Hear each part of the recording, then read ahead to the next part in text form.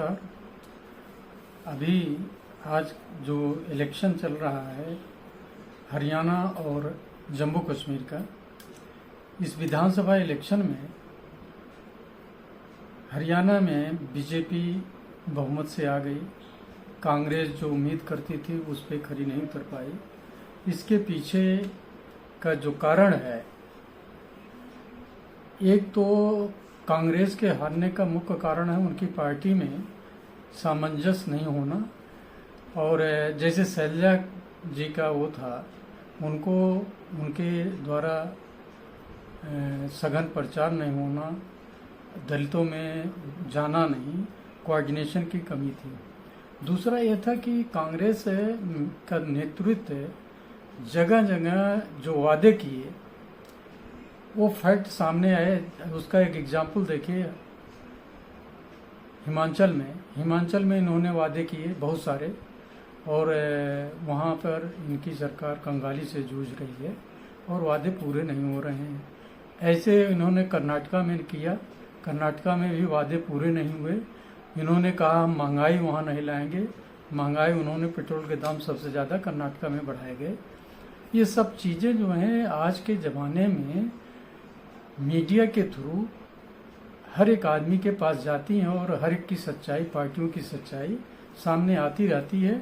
करनी और कथनी में अंतर आता रहता है। तो इस चीज़ को मोदी जी ने अपनी चुनाव रैली में बाकायदा एक गारंटी के तौर पे दिया कि जो हम वादे कर रहे हैं हरियाणा में वो हम पूरा करेंगे। लेकिन उनके ऊपर विश्वास करने का एक ही कारण था कि अभी तक बीजेपी के जो भी वादे हुए हैं, चाहे सेंट्रल गवर्नमेंट से या स्टेट गवर्नमेंट में जो वहाँ पे उनकी सरकार है, करीब करीब वो वादे लागू किए जाते हैं, उन पे काम होता है। तो इसलिए हरियाणा की जो गरीब जनता है, जो इसके बेनिफिट पाती है, उसने दोबारा से सैनी सरकार के किए हुए कामों की और उनकी जो उनके प्रति प्रेम था उसको फिर से जागृत कर दिया, और सारा का सारा दलित और पिछड़ा वोट बीजेपी की तरफ डाइवर्ट हुआ, और कांग्रेस के साथ जो है जाट वोट जो था वो 70% गया और पूरे नहीं गए। तो इस और एक और बात आती है कि हरियाणा की सिचुएशन क्या है, जाट और मुस्लिम वोट मिलकर, ये हरियाणा की सिचुएशन ये है कि यहाँ जाट और मुस्लिम मिलके काफ़ी अच्छी परफॉर्मेंस देते हैं, जिसकी वजह से बीजेपी कुछ पिछड़े वर्गों का वोट लेके और जनरल का वोट लेके दूसरे उनका वो पहले सत्ता में रहती थी। लेकिन अभी समीकरण यहाँ बदलता जा रहा है। लोग वही स्थिति हो रही है जैसे बिहार में यादव बाहुल और मुस्लिम से वहाँ की सरकार बनती है और बाद में अब नहीं बन रही है। वही मेन रीज़न यहाँ भी पैदा हो गया है कि वो इस चीज़ से डरते हैं कि जीतने के बाद जो एक कांग्रेस की पॉलिसी है जिसके सहारे वो जीतते हैं, उनसे दलित और पिछड़ा वर्ग हरियाणा में सुरक्षित नहीं रहता, वो परेशान रहता है। तो ये एक बहुत बड़ा कारण है जो जाटों के सहारे इतना बड़ा उन्होंने आंदोलन किया कि हम जीतेंगे और यहाँ पे सत्ता में आएंगे। तो ये खुद कांग्रेस का अपने पैरों पे चोट मारने के बराबर रहा। और एक और बात हुई, लोगों में आया कि जो कांग्रेस का नेतृत्व है देश के प्रति उतना ईमानदारी से काम नहीं कर रहा है। कभी कहीं के मुद्दे, कहीं के उसके जो देश से जुड़े हुए आंतरिक मुद्दे हैं बाहरी जगहों से उठाए जाते हैं, उसका भी वहाँ पढ़े लिखे उन लोगों में विरोध हो रहा था। और आप प्रचार में आप देखेंगे कि एक राष्ट्रीय स्तर का नेता अगर वो जलेबी पर 15 मिनट बोलता है और जनता आई है जलेबी देखने नहीं आई, उसको जलेबी के बारे में पता होता है, लेकिन उसको उन्होंने इतना बढ़ाया चढ़ाया, जनता भ्रमित हो गई कि हम तो आए इनकी पॉलिसी सुनने और ये क्या कहना चाह रहे हैं और कैसे हमको जो शोर कर रहे हैं वो कैसे हमें मिलेगा, उसके बारे में बताना चाहिए, और जनता उसको समझना चाह रही थी, उससे वंचित रह गई। तो ये सारा उन्होंने जनता में ये संदेश जाने लगा कि कांग्रेस हमको केवल गुमराह करके वोट चाहती है, और ये लास्ट के 4-5 दिन में काफ़ी परिवर्तन लाया, जो बड़ा खतरनाक हुआ इनके लिए और कांग्रेस पार्टी के लिए। और जो 3 दिन के सघन प्रचार को हम कहते हैं, जिसमें डोर टू डोर जाना होता है, उस समय केवल हुड्डा और कुछ उनके कार्यकर्ता इस पे एक्टिव थे। दूसरा वर्ग जो पिछड़ा वर्ग था, दलित वर्ग के नेता थे, वो उतने सक्रिय नहीं होते, क्योंकि उनके पास मुद्दे ही नहीं थे कि जो नेतृत्व उनको दिए हों। इसी के दूसरे पहलू पे जाएं, बीजेपी ने अपना पूरा फोकस दलित वोटों पे और जो एसटी वोट हैं उन पर, और जो नॉन जाट वोट हैं उनके ऊपर ज़्यादा केंद्रित कर दिया, और उन्हीं में अपने को कन्विंस करने लगे और उनको कन्विंस के ले गए, और जो वादे उनको साथ उन्होंने किए थे वो भी पूरे किए। कुछ तो पूरे हुए, कुछ नहीं हुए।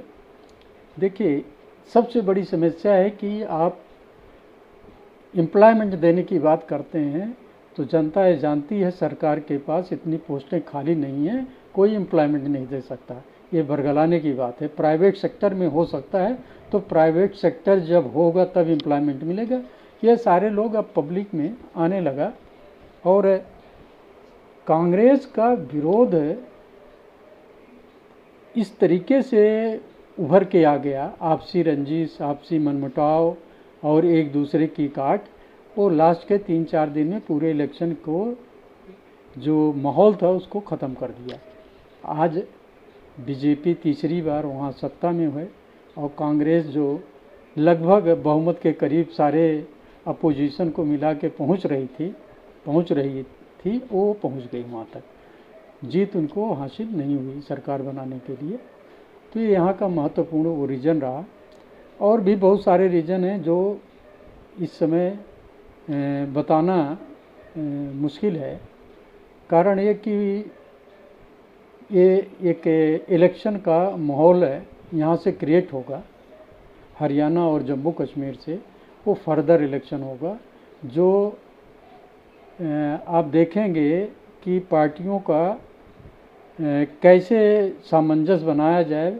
जैसे इंडिया गठबंधन है और एनडीए है, तो ये सारे में आएगा। अभी ये वहाँ महाराष्ट्र का इलेक्शन है, वहाँ भी समीकरण पार्टियों के बदलेंगे, और इसके झारखंड का है, असम का है, इन सब में अब गठबंधन की जो बनेंगे वो हरियाणा और जम्मू कश्मीर के परिप्रेक्ष्य में बनेगा। तो ये तो फ्यूचर का वो है कि क्या होगा। लेकिन जम्मू कश्मीर में नेशनल कॉन्फ्रेंस का बहुमत में आना, वो एक जो भारत की राजनीति का हिस्सा है, वो महत्वपूर्ण हिस्सा मुस्लिम और नॉन बीजेपी का है, बीजेपी और मुस्लिम का है।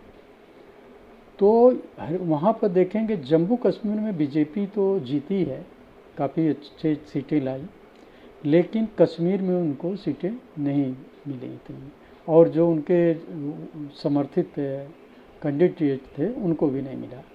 क्योंकि मैं प्रचार में देख रहा था कश्मीर के लोग 370 को चाहते हैं दोबारा लगे, क्योंकि 370 की जो फैसिलिटी है वो उसको लेके बहुत सुखी थे और वही चाहते हैं। और अब्दुल्ला जी जो हैं, उन्होंने इस चीज़ को काफ़ी तरीके से उनको बरगलाया, और कांग्रेस ने जो बाहर अमेरिका में कहिए तो जो मीटिंग की और जो उससे फरमान जारी हुआ, पाकिस्तान का जो सपोर्ट था वो इस बार भी काम आया। क्योंकि पाकिस्तान का जो आप देखेंगे इलेक्शन पीरियड में आया था कि वहाँ पर 370 को बहाल करने के लिए कॉन्फ्रेंस और कांग्रेस को वोट देना चाहिए। ये महत्वपूर्ण हुआ, पहले भी हुआ था, जिससे नेशनल कॉन्फ्रेंस को काफ़ी सीटें मिली थी, तो इस बार भी वही हुआ। और इलेक्शन के पीरियड में आप देखेंगे काफ़ी ज़्यादा टेररिस्ट एक्टिविटी बढ़ गई थी, और उसके बढ़ने के बाद नेशनल कॉन्फ्रेंस के नेता ने, कांग्रेस के नेता उसे हाईलाइट करते रहे कि यहाँ पे अनरेस्ट है, यहाँ पे कुछ नहीं है, पहले से भी बदतर स्थिति है। तो ये मतलब पुराना स्टेटस लाना एक गलत हो गया। उनके फेवर में इसलिए जाता है कि वो चाहते हैं कि पहले जैसा 2014 के पहले का स्टेटस कश्मीर में स्थापित हो। मतलब वहाँ 370 हो, 370 में उनकी मनमानी हो, ये सारी चीज़ें वो चाहते हैं। लेकिन ये असंभव है, ये नहीं हो सकता। बीजेपी जो है राष्ट्र में इलेक्शन करती है, लड़ती है और काम भी करती है।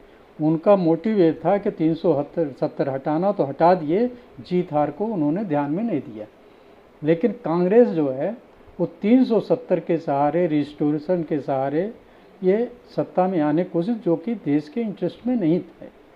तो कहीं अच्छी पार्टी अगर कोई है, अगर वो देश को पहले रखती है, तो इलेक्शन को, अपनी जीत को साइड में रखती है कि पहले देश फिर जीत। तो उनको मौका मिला, उन्होंने 370 हटाया, जो इम्पॉसिबल है। लेकिन ये 370 अगर राजनीति कांग्रेस और एनसी करती रही तो देश की राजनीति में इतना बड़ा फेरबदल आएगा कि नेशनल पार्टी जो हैं वो अपने अस्तित्व की समाप्ति की तरफ जाएंगी, जैसे कांग्रेस का। क्योंकि देश ये नहीं चाहता 370 दोबारा बहाल हो। कश्मीर के लोग चाहते हैं तो ठीक है, लेकिन देश नहीं चाहता। तो ये बहुत बड़ा मुद्दा निकल के आ रहा है आने वाले इलेक्शन के लिए। और इन नेशनल पार्टी जो बीजेपी के अपोजिशन में है, जो इंडिया गठबंधन है, उनके लिए कि क्या वो 370 दोबारा लागू करना चाहते हैं, ये बहुत बड़ा मुद्दा बनेगा। और अगर ये हुआ और इस पे लोग कायम रहे और उसको करने की कोशिश किए, तो राजनीतिक उथल पुथल होना संभव है और होगा भी। ये आने वाले जो ओथ के बाद पोजीशन होगी, इनकी राजनीति का क्या उद्देश्य था, क्या नहीं था, वह स्पष्ट होगा। और इसी पे फर्दर पूरे देश की राजनीति चलेगी।